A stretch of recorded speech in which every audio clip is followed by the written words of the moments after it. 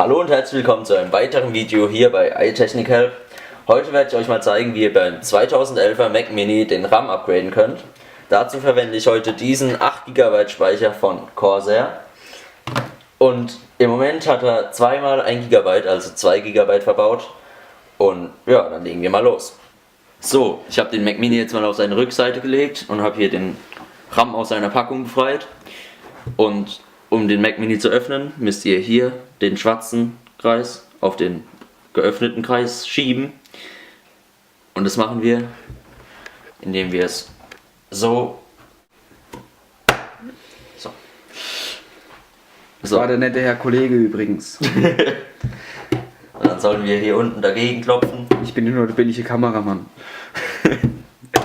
Und dann kommt es schon raus. So sieht er geöffnet aus. Sogar mit originellem Staub.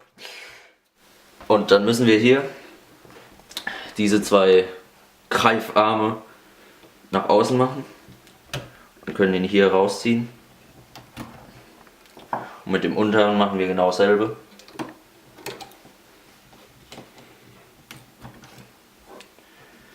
So, und dann können wir die neuen nehmen. Schieben die da rein.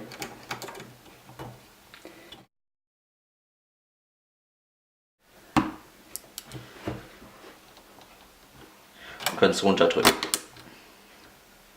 Und so machen wir es mit dem zweiten auch. Reindrücken und runterdrücken. So, und das war es dann auch schon. Dann kann man wieder zumachen.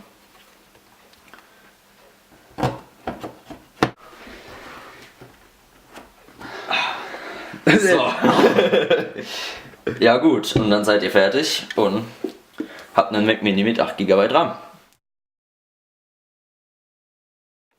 So, dann hier der Beweis, dass er auch hochfährt.